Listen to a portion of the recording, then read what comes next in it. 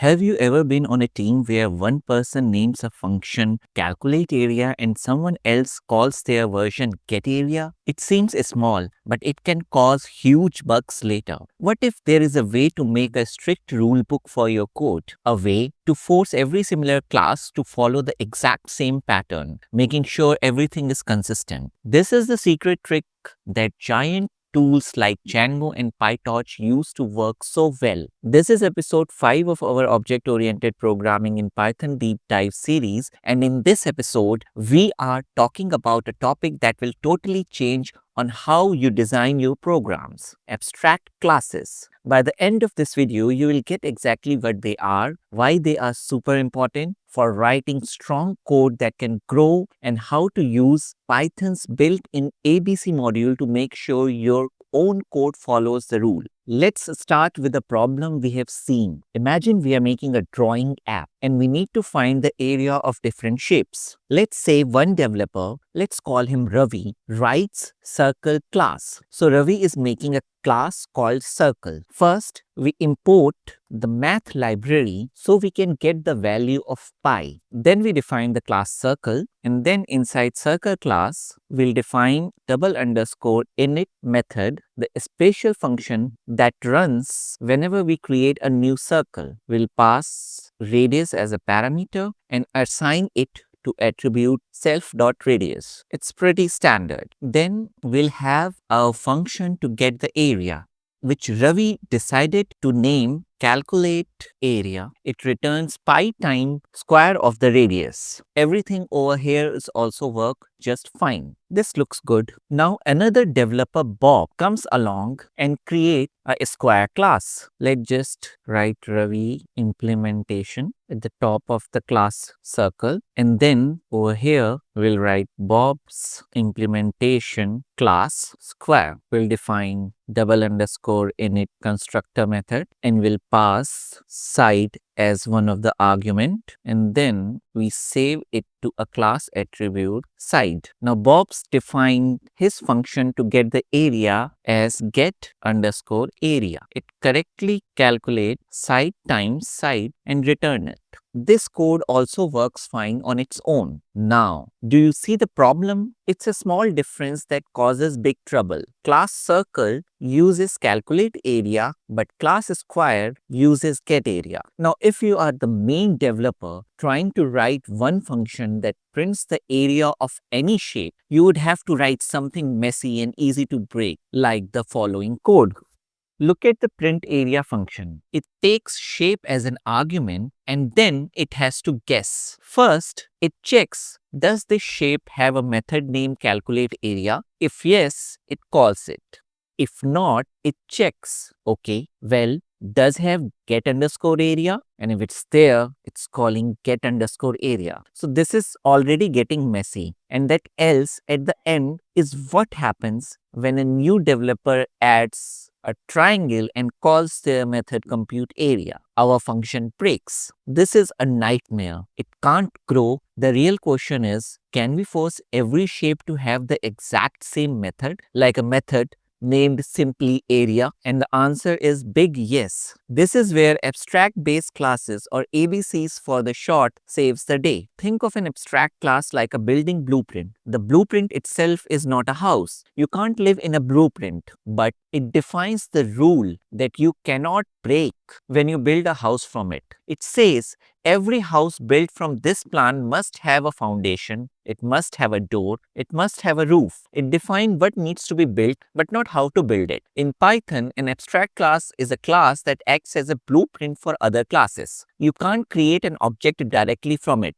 Instead, other classes are based on it and they are forced to create the methods defined in the blueprint. To do this, Python gives us a great built-in tool, the ABC module. We only need two things from it. Capital ABC, a special helper class you base your blueprint on. @abstract method, a special tag you put on top of a method to say this is required. Any class that uses this blueprint must create its own version of this method. Let's see how this fixes our shape problem. Let's rewrite our code to be much better using the ABC module. First, we need to bring in ABC an abstract method. From small letter ABC, import capital letter ABC and abstract method. This line is super important. We are going to the ABC library, which is built into Python, and we are importing capital ABC. That's our blueprint maker. An abstract method, which is the tag we will use to mark the required methods. Now let's create our blueprint, the shape abstract class. Notice it's based on ABC. We define class just like any other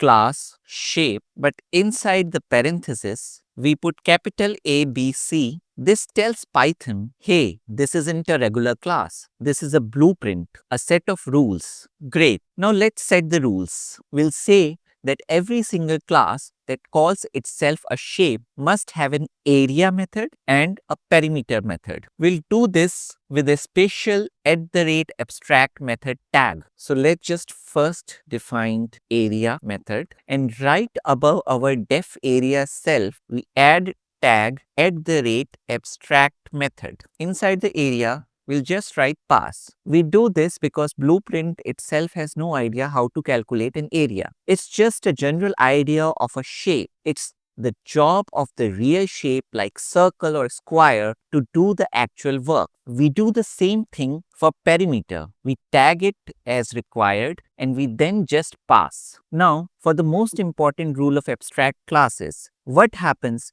if we try to make an object from the blueprint itself? So we'll create a my_blueprint object of the shape class, which is a blueprint class, and we'll run it and we get an error message, can't instantiate abstract class shape with abstract method area and perimeter. Python stops us completely. This is a good thing. Python is protecting us. It's saying, hey, you can't create a generic shape that doesn't make sense. You can only create real shapes like circle or a square. So we have our rulebook. Now, how do we use it to build something real? A class that is based on a blueprint and builds all the required methods is called a concrete class. It's the house built from the blueprint. Let's make our circle class again, but this time it will follow our shape rulebook. Okay, so I'm defining class circle and I'm making it based on our shape blueprint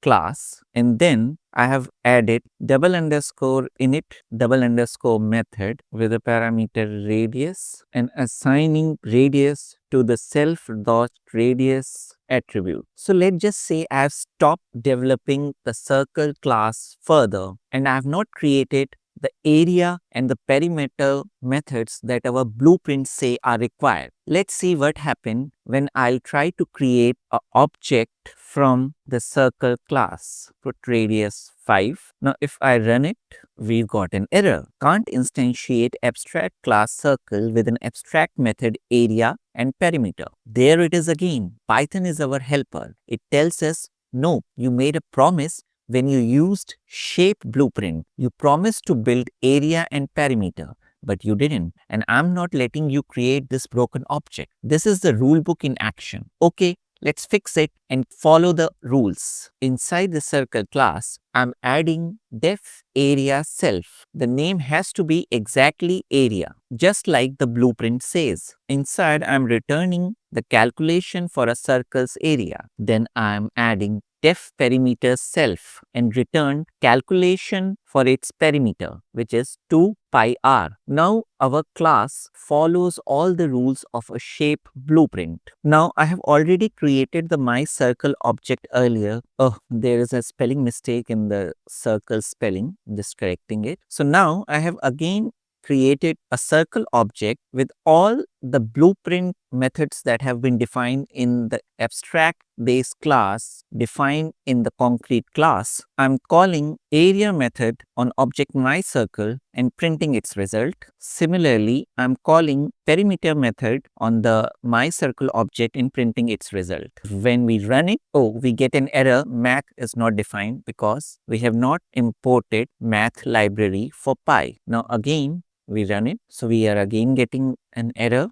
I misspelled radius to redius, which is a silly mistake. Now I run it. It works perfectly. no errors. Now let's do the same for square. Same idea for the class square. We make it based on shape. We add area method and we add perimeter method because we have followed the rules. Python will be happy. Now look at the big reward. Remember that messy print underscore area function from the beginning? We can now write it to be simple and strong. Let's do this. Def print details will pass a shape object, type hinting to be of shape type. Now we can trust that the dot area and dot perimeter exist for every concrete class based on shape. First, we call shape.area and print its result, and then we'll also call shape.perimeter and print its result. And we don't have to guess the method names. We are 100% sure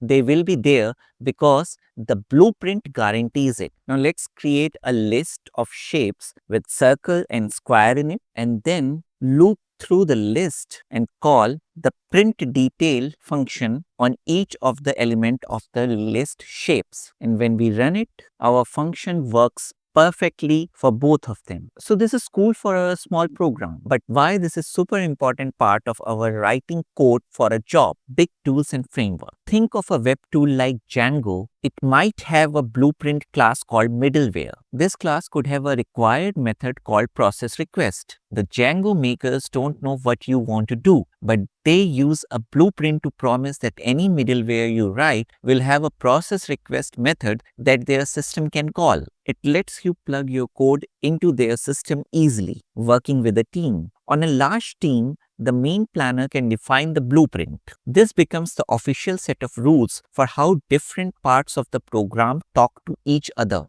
One team can work on database part and another team can use it, trusting that methods like .connect and .query will always be there, making software you can add to. If you are building program that lets other people make add-ons or plugins, blueprints are perfect. You can define a plugin blueprint with a required execute method. Anyone can write a plugin for your software by following your rules. Your program can then run their code safely, knowing it can just call .execute. Basically, abstract classes let you separate the idea of what something should do from how it actually does it. And that's a very powerful idea in programming. Alright, that was a lot, but you've made it. Let's quickly go over the most important point. First, abstract classes are blueprints or rulebooks, not things you can actually use directly. Their job is to set up a common pattern for other classes to follow. Second, to make them in Python,